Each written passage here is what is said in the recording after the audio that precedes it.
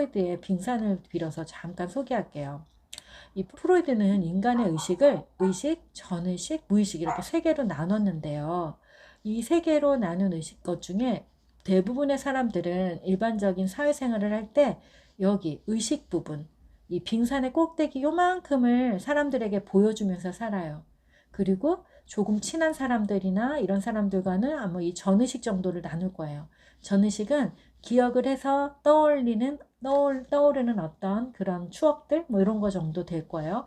자, 그렇다면 이 밑에 있는 이 많은 부분들, 이 정말 이 보물과도 같은 이 부분을 사람들은 외면하면서 살고 있는데요. 그 부분을 단면으로 이렇게 잘라보면 뭐가 나오냐면 이런 것들이 나와요. 우리가 회사 생활을 하고 학교를 다니고 사람들에게 괜찮은 나, 보여주고 싶은 나를 보여줄 때는 바로 사고하고 지각하는 나, 그리고 좋은 추억들, 내가 가지고 있는 좋은 것들을 이렇게 보여주면서 살아가는데요.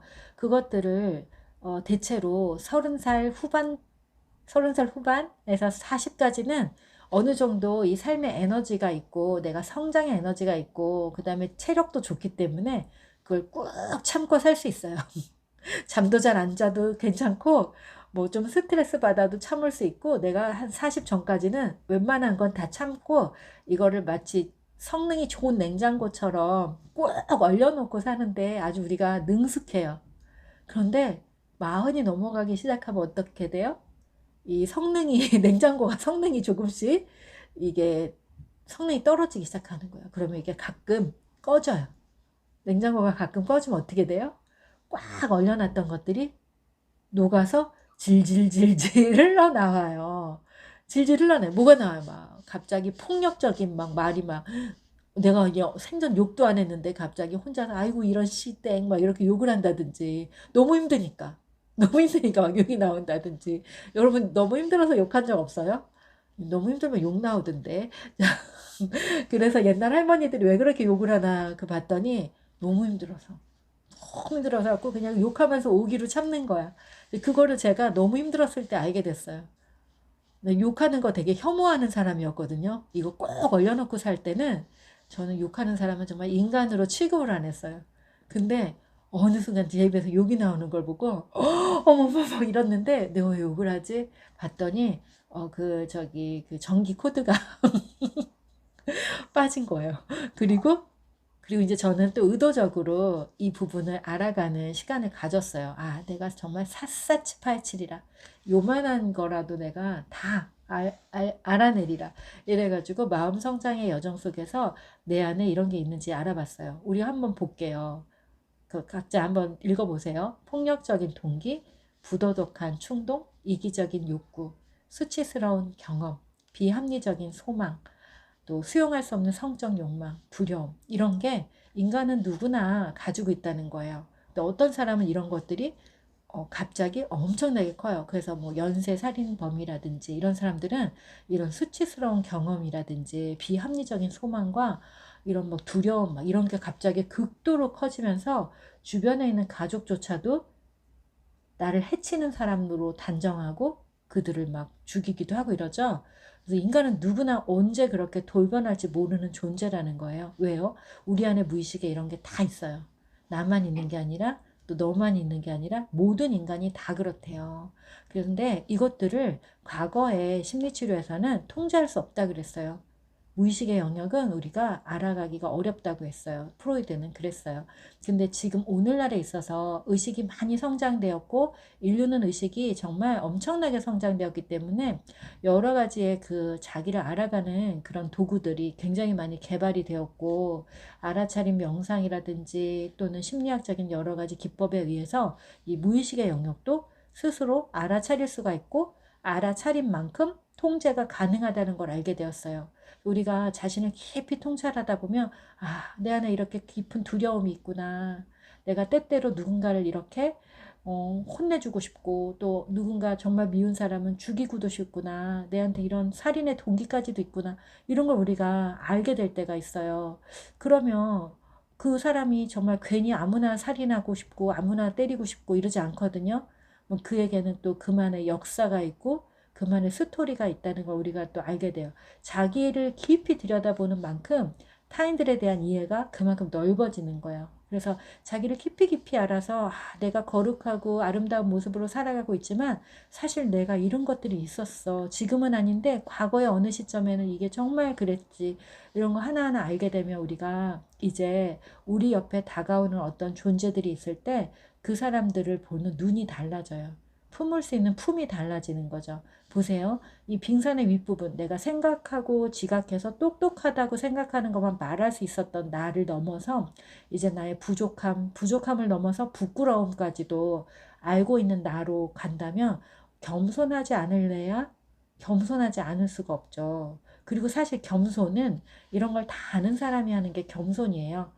뭣도 모르는 사람은 겸손한 게 아니죠. 겸손한 척 하는 거죠. 그래서 진짜 겸손은 우리가 우리 안에 있는 모든 것들을 이렇게 쭉 알아가고 또 알아가고 알아가는 동안 내가 아무리 알아가도 내가 나를 다 알지 못한다라는 그런 마음, 이런 데서 오는 게 이제 참 겸손이라고 할 수 있어요. 그래서 기꺼이 용기를 내서 내 안에 올라오는 모든 이런 것들을 알아차리는 그런 과정들을 가다 보면 정말 참 평안이 오실 거예요. 근데 이제 이걸 처음에 이 빨간색 선을 넘을 때 많은 사람들이 정말 큰 두려움을 느껴요. 마치 이런 거 하나를 받아들인가 동시에 이전에 자기가 땅 위에 꼭 이렇게 똑바로 세워놨던 내가 무너져 내려서 아예 사라지는 것 같은 그런 경험들을 하는데, 이제 우리 선생님들 중에는 인생을 한참 많이 사신 분들이 있어서 네, 그런 경험들이 다 있으셨을 거예요. 그죠? 한 번에 내 인생이 무너져 내리고 또 두 번 다시 세우고 이런 과정 속에서 무너져 내리는 순간에는 아무리 중심을 잡으려고 해도 이 밑에를 보지 않을래야 보지 않을 수가 없어요. 이런 게 올라오니까. 그래서 또 근데 또 아무 일이 없이 살아가는 평범한 일상을 살아가는 40대들도 이런 걸 경험해요. 그래서 이거는 삶의 어떤 고통을 통해서만 보는 것이 아니라 인간이라면 누구나 힘을 꽉 주고 살던 삶에서 좀 더 편안하고 자유로운 자기 자신으로 살아가고자 하는 욕구가 누구에게나 있다. 그런 생각을 하게 됐어요, 저도. 저는 사실 제 인생에 엄청 힘든 일을 통해서 이런 걸 보게 됐기 때문에 아우, 세상 편하게 살고 있는 애들이 이런 걸 어떻게 알아? 막 이랬었어요. 그런데 제 수강생으로 오신 분들은 아무 뭐 일도 없대요. 근데 그냥 우울하대요. 그냥 삶의 의미가 없고 그냥 죽고 싶고 막 이렇다는 거예요. 그래서 제가 처음에는 그런 게 어딨어. 뭔가 있겠지. 막 이랬는데 그런 사람들을 계속 많이 만나다 보니까 누군가는 그럴 수 있구나. 그리고 인간은 그렇구나. 인간은 정말 아무 일이 없는 상황 속에서도 아무 일이 없는 게 아무 일이 있는 거예요, 사실은. 그죠? 그게 제일 큰일이라고 하죠, 우리는. 아무 일이 없이 그냥 세상에서 그냥 먹고 살고 그냥 그 일만 있는 거예요. 그게 사실 제일 큰일이라 그러잖아요.